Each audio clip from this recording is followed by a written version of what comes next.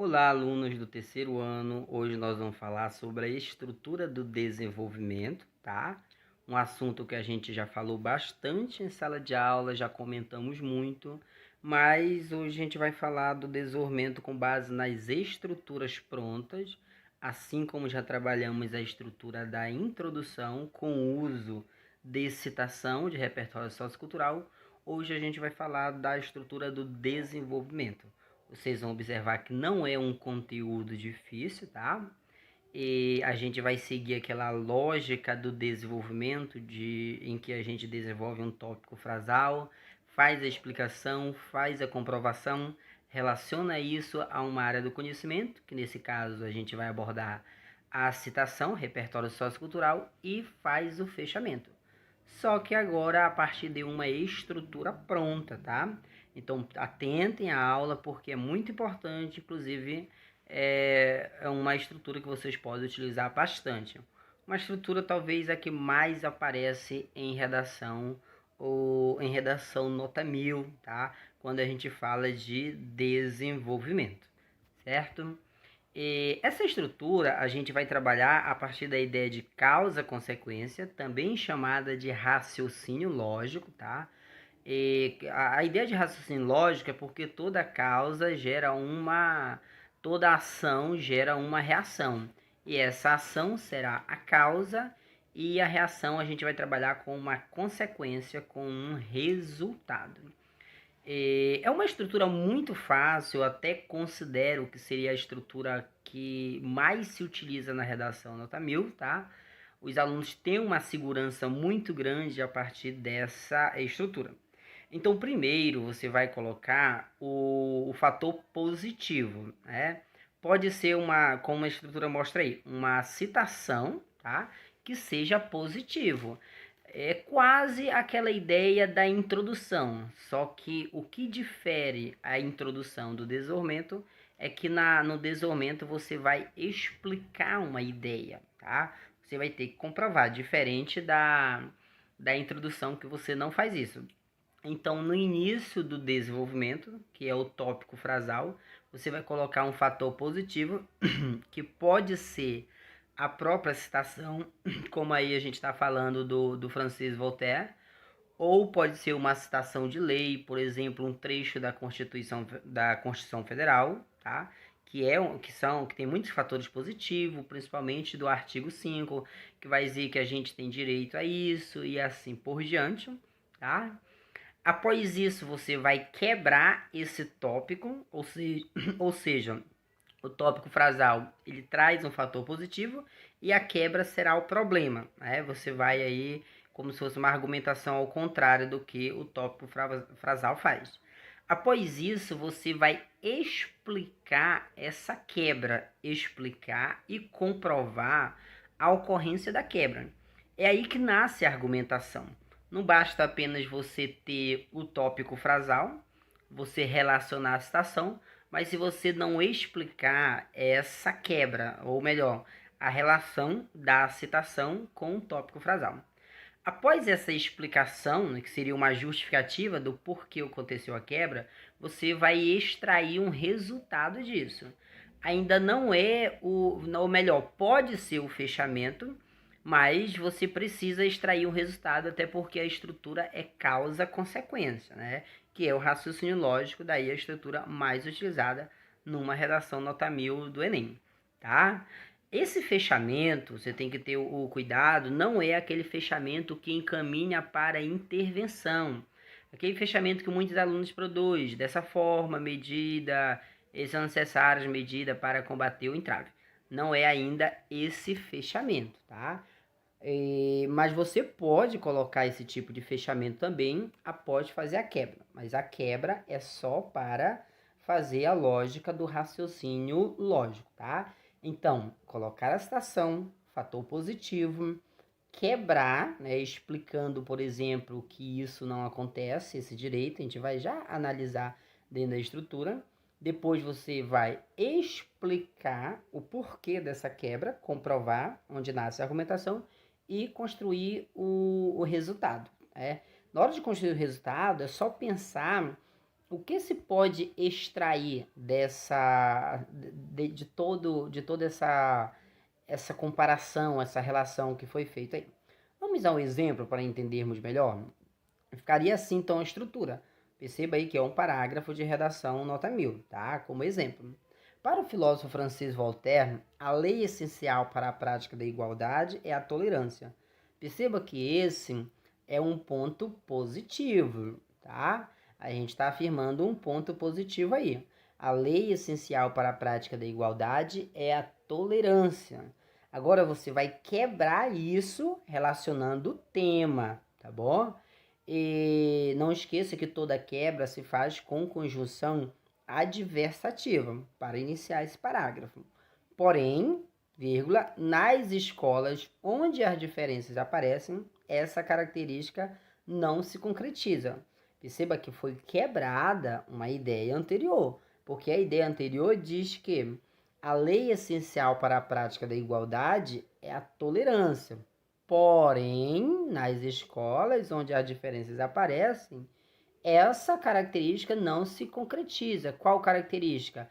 A ideia de que a lei essencial para a prática da igualdade é a tolerância. Então, quebramos dizendo que na escola, daí a gente afirma de acordo com o tema, né? Onde vai falar das diferenças, porque esse tema é de 2017, fala sobre o surdo, tá? E não acontece. Então, você colocou o ponto positivo, você quebrou. Agora, perceba que você está afirmando que na escola não acontece. O que você vai fazer agora é comprovar, né? Por que isso não acontece? Perceba que é aí que nasce a argumentação. Não basta apenas a gente afirmar se não for comprovado. Se não comprovar, isso não é argumentação, tá? Aí o teu parágrafo vai ter cara de introdução.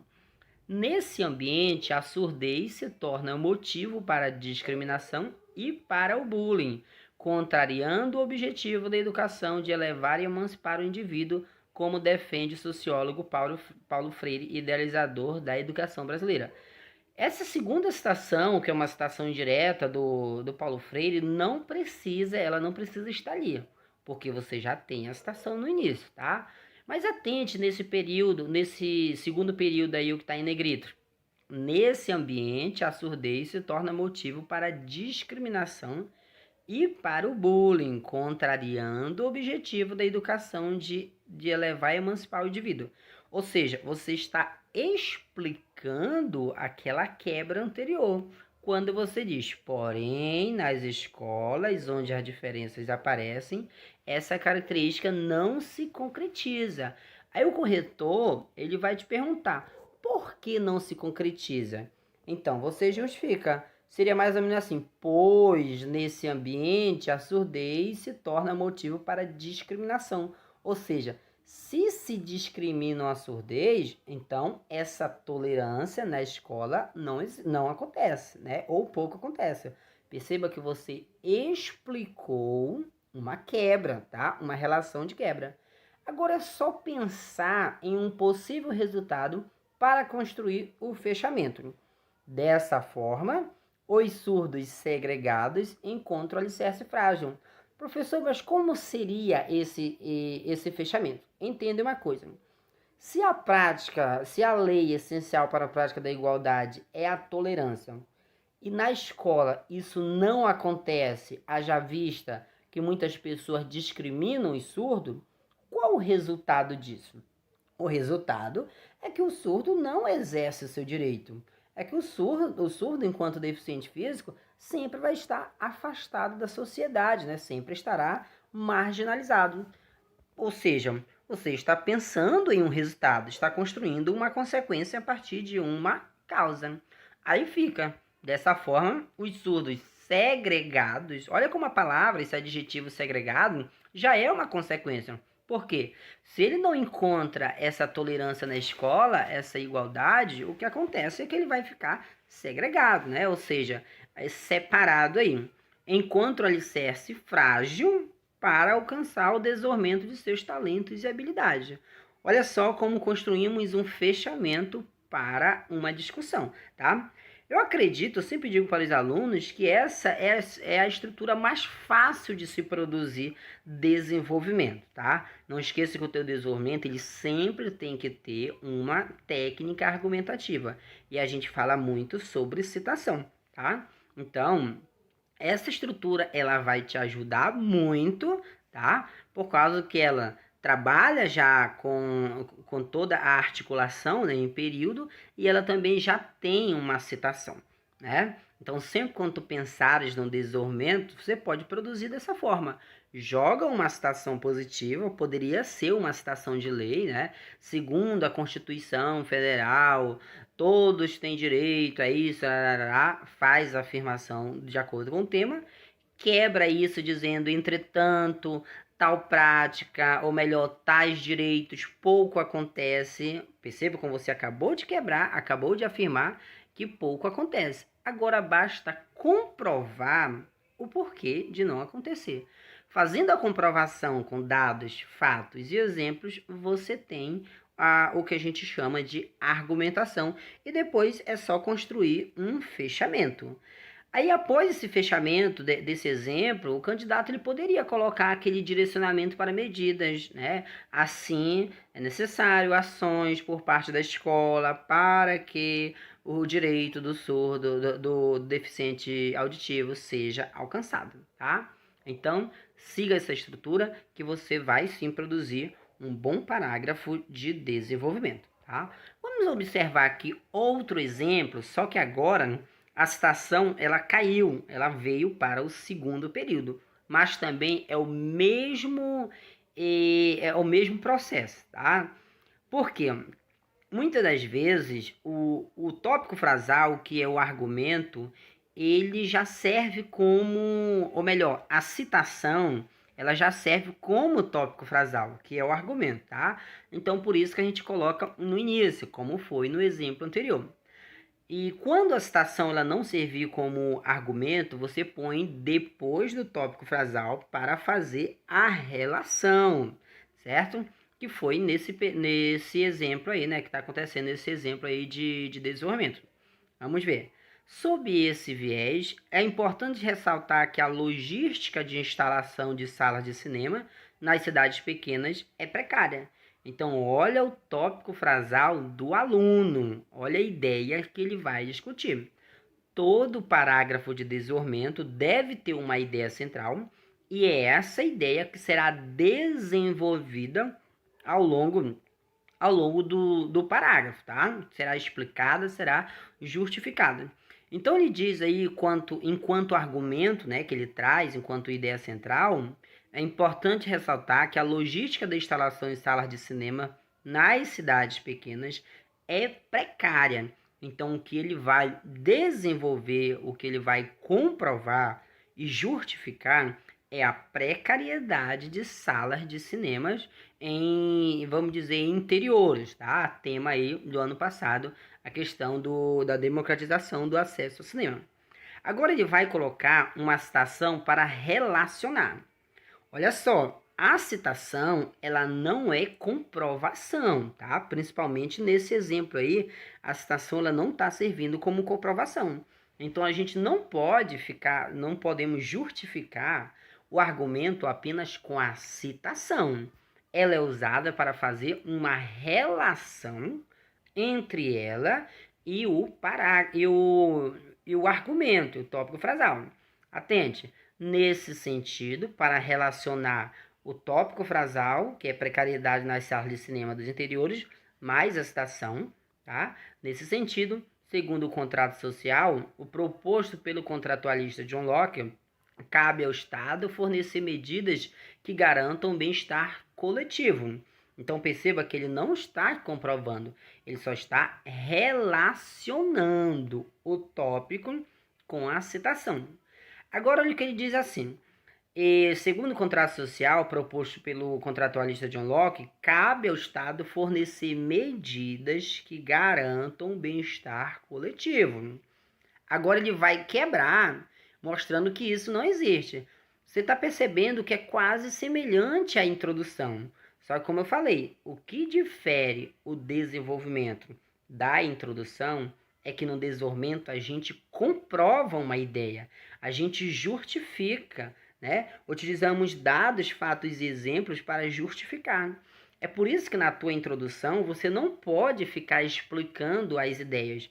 Se você joga um argumento na introdução, apresenta os argumentos e logo em seguida começa a explicar, começa a comprovar, a sua introdução ganha a cara de desenvolvimento, tá? Coisa que não pode acontecer. Então ele vai quebrar agora essa ideia, novamente utilizando uma conjunção adversativa, que são os operadores responsáveis por fazer essa quebra. Contudo, a infraestrutura das cidades pequenas e médias é, muitas vezes, pouco dotada de incentivos para a construção de salas de salas de exibição de filmes, como centros de lazer, dotados de praças de alimentação, por exemplo. Perceba que ele acabou quebrando a ideia do John Locke, porque o John Locke diz que o Estado, né, ele deve oferecer medidas para garantir o bem-estar coletivo. Contudo, quebrando a ideia, a infraestrutura das cidades pequenas e médias é muitas vezes pouco dotada de incentivos para a construção de salas de exibição de filmes, como centros de lazer, dotado de praças de alimentação, por exemplo. Tá? Ele comprovou, fez a quebra, já fez a comprovação logo em seguida, aí ele continua. Com isso, uma parcela expressiva da população, olha como ele tira agora um resultado, né? É aquilo, o que se pode extrair? Ou seja, as salas de cinema são precárias, o Estado deve garantir esse bem-estar coletivo, ele não garante, haja vista que muitas vezes as cidades pequenas têm pouco investimento, né, em infraestrutura para salas de exibição de filme. Aí ele vai pensar, qual o resultado disso? Então ele escreve, com isso, uma parcela expressiva da população é excluída dessa atividade cultural, o que vai de encontro ao contrato social. Olha só, se não há investimento, se não há infraestrutura para uma parcela da população assistir a filmes, né, principalmente em cidades pequenas, o que pode acontecer é que essa população, né, vamos pensar aí que mais como se fosse classe D, classe E, tá? Que não tem tanta condição de ir a um cinema, fica excluída de uma atividade cultural que é, no caso, o cinema, tá? Então ele fechou a discussão, colocou uma consequência. Só que o parágrafo dele continua. Agora ele vai construir aquele direcionamento de medidas, tá? E esse direcionamento de medidas não é obrigatório. O que é necessário colocar é o fechamento, é a consequência da discussão toda. Mas ele colocou aí para enfeitar o seu parágrafo, seria mais um estilo, tá? Mas não é obrigatório. Aí ele diz, desse modo, políticas públicas eficazes tornariam possível maior acesso ao direito de cultura garantido pela Magna Carta de 88 por meio do cinema. Então ele faz um fechamento que é um direcionamento para a proposta de intervenção, tá? Que ele já até cita aí um trechinho da intervenção, certo? Só que esse fechamento, como eu falei, não é obrigatório. O que é obrigatório é sempre colocar a consequência. Então percebam, colega, que mais uma vez nesse parágrafo foi trabalhado a ideia central, que é o tópico frasal, relacionou a citação, né? Afirmou que isso não acontece, explica e dá o fechamento.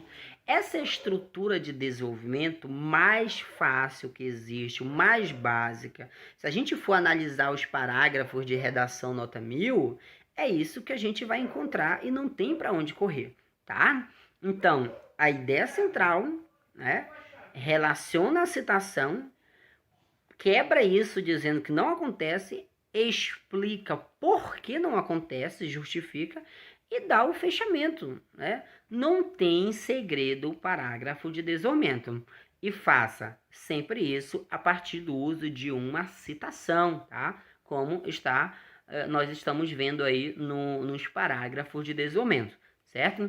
Então, sigam essa estrutura que vocês terão muito sucesso no desenvolvimento, até porque O principal passo para se construir um bom parágrafo de desenvolvimento é definindo o tópico frasal, tá? Às vezes, quando eu estou corrigindo redações, eu vejo muitos erros no desenvolvimento. Por quê? Primeiro, o aluno ele não define qual o seu tópico frasal, o que é o argumento, né? Alguns professores chamam de tese 1 e tese 2, que é o argumento 1 e 2.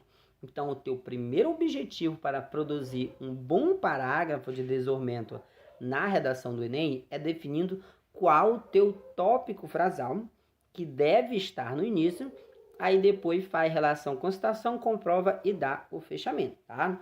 Esse tópico frasal, esse argumento, são, na verdade, os dois argumentos colocados lá na introdução, né? Por isso que é importante a gente construir um bom parágrafo de introdução, porque assim a gente tem segurança de produzir o desenvolvimento. Haja vista que basta nós fazermos uma retomada, né? Puxar aquele primeiro argumento, colocar no primeiro desenvolvimento, o segundo no segundo desenvolvimento e fazer esse processo. E por falar de segundo desenvolvimento, gente, tanto a estrutura do primeiro quanto do segundo desenvolvimento é dessa forma que você vai fazer. Claro que o que vai mudar é a ideia central, tá? Que é o argumento, mas a estrutura vai permanecer a mesma. Atente também que dentro dessa estrutura a gente tem diversos pontos de coesão, tá? Principalmente a coesão intraparágrafo, que é aquela que está ligando os períodos dentro do parágrafo, certo? Então, sigam essa estrutura que com toda certeza vocês vão ter muito sucesso na produção do desenvolvimento, tá? Gente, essa foi nossa aula, tá? Um encontro bem básico aí para falarmos um pouco do desenvolvimento e não tem muito segredo. O desenvolvimento não é igual à introdução, que a gente consegue fazer aquela estrutura para tema tal, tema X, tema sobre educação, tema sobre tecnologia, que nós estudamos numa aula aí, tá? Foi sobre introdução, agora desenvolvimento. Ele não tem, a gente não consegue trabalhar essas estruturas fechadas, porque o desenvolvimento ele não tem muito esse segredo, tá?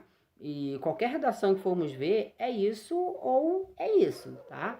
Essa sempre vai ser a estrutura de qualquer parágrafo de desenvolvimento, de qualquer redação dissertativa argumentativa, que é o caso do Enem, tá? Então, produza a redação de vocês com base nessa estrutura, principalmente se você tem dificuldade. Ah, professor, eu já tenho a minha estrutura que eu costumo trabalhar e vem dando certo. Então, isso é bom e tenha certeza que a tua estrutura também segue isso daí sem nenhum problema, né? Tenho certeza. E fique treinando em cima da estrutura, fique praticando a produção da argumentação, que você vai ver que seu texto vai fluir, a argumentação vai aparecer e você vai pontuar na competência 3, os 200 pontos, tá? A argumentação trata a competência 3 trata da argumentação, da organização, do desenvolvimento da ideia e de projeto de texto também. Certo, gente? Essa foi nossa aula. Até nosso próximo encontro. Qualquer coisa pode mandar mensagem para tirar dúvida, né? Se ficou alguma dúvida pendente aí na estrutura, professor, eu posso usar isso, eu posso produzir dessa forma, modificar e assim por diante, tá? Pode mandar mensagem para tirar dúvida. E é isso, até a nossa próxima aula. Tchau!